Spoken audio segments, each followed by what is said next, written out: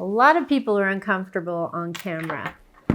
In our company, we work with a lot of speakers and professionals who do a really good job presenting. But as soon as we put this lens in front of them, they start to melt a little bit, not knowing how to feel comfortable. Because YouTube is such a powerful tool, more and more people are coming here to do their marketing. So we've been asked how to look better on camera to look better in YouTube videos. In this very video, we're going to share with you the tips we've learned over doing more than 4,000 YouTube videos for our clients who've generated millions of views and multiple millions of dollars by using this as their marketing tool.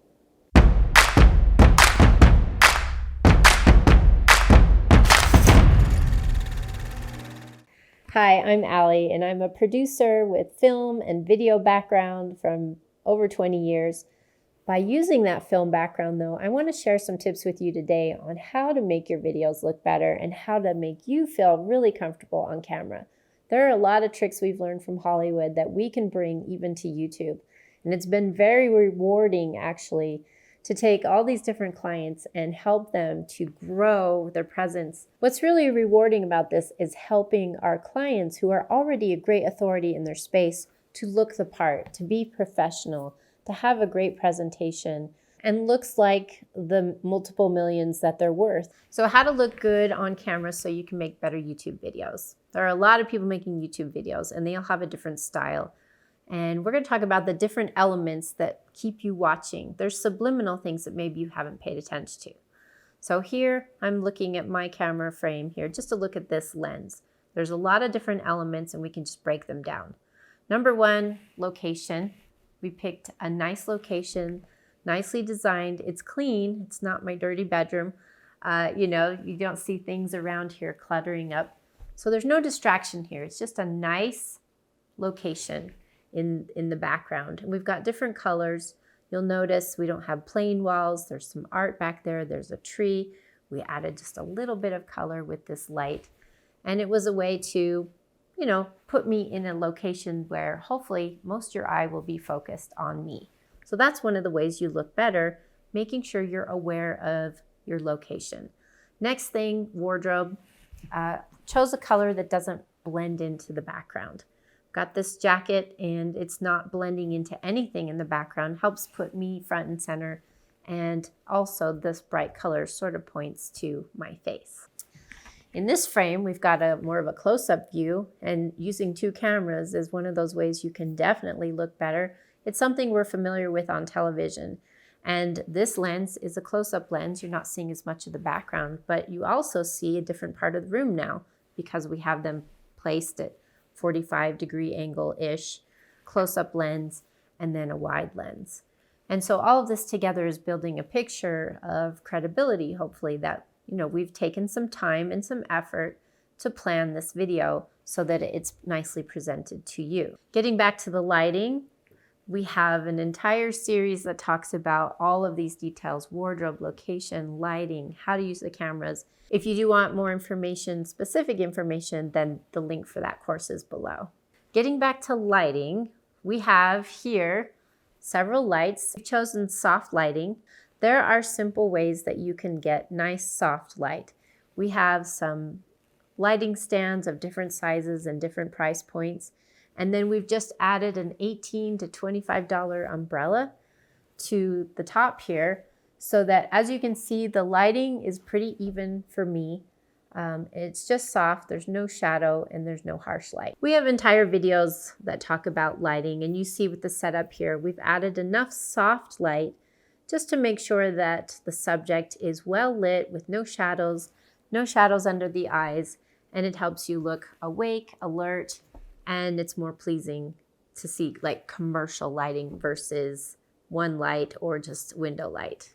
One other thing you'll notice as you can see the entire set is that we've turned off all of the lights that are the house lights because the color of light is really important. Let's go ahead and turn that one on. And now I've got a yellow cast on my face because if you haven't learned to look at lighting before, you'll very quickly see how light bulbs have different colors. The sky has a different color. The natural lighting from outside has a different color. And that will make your videos look better if you just take a little time to work with the white balance adjustment in your camera so that you can make sure it is exactly what it should be. For example, we've got daylight outside. We're not going to fight against the daylight.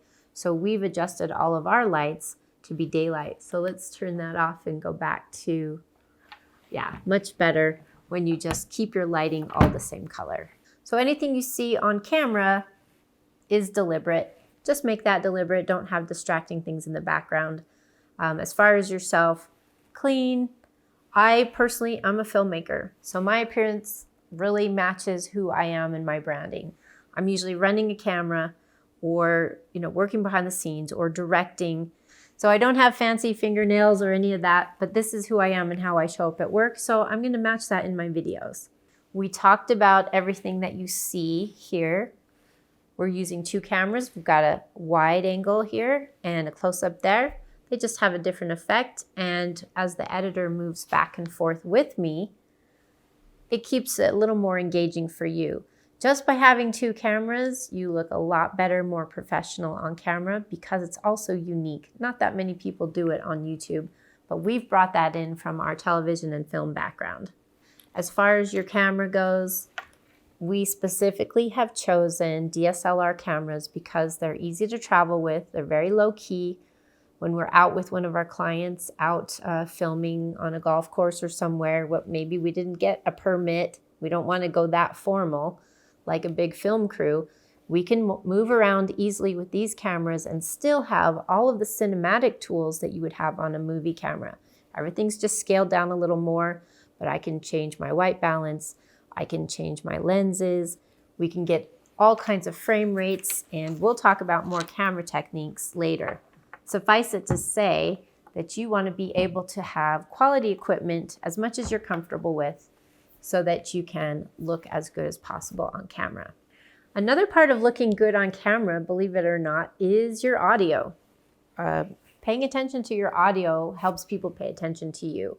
If you have echo, and maybe we'll play around a little bit with using some of the different audio when we edit this, to the room audio. This room has a little bit of an echo, but if I keep my voice low, I can deliberately keep this presence. I don't know if I just bumped that. I can keep the presence of my voice very clear and close as if we're having a conversation across the table. So clean audio is important. Some of the tools we use, we have an external recorder, and that is fed by, just like this one, little microphone, goes into a transmitter, which is then sent to the receiver, and that is plugged into our external recording device. So here's a quick example. This camera doesn't have any microphone on it except for the in-house onboard camera mic. It's a tiny little mic at the back. It's not going to have it's not going to sound that great. It's going to pick up all the echo. This one, on the other hand, has a boom mic right above the camera, and it's made for capturing the sound in front of the camera and not as much behind. There's a fridge running right now. This one probably sounds a little better than that one. And then coming back to this camera, we're going to focus on my mic audio. And this mic itself is omnidirectional, but it has a pop shield, and it's made to catch this proximity of my voice. So camera 1, no mic. Camera 2, the boom mic. And then this is the lav mic that is attached to the external audio. And the reason we do that, just like in movies, is that you want to have the redundancy and the protection of audio on these cameras, as well as separate audio that you can correct and you can edit in as needed.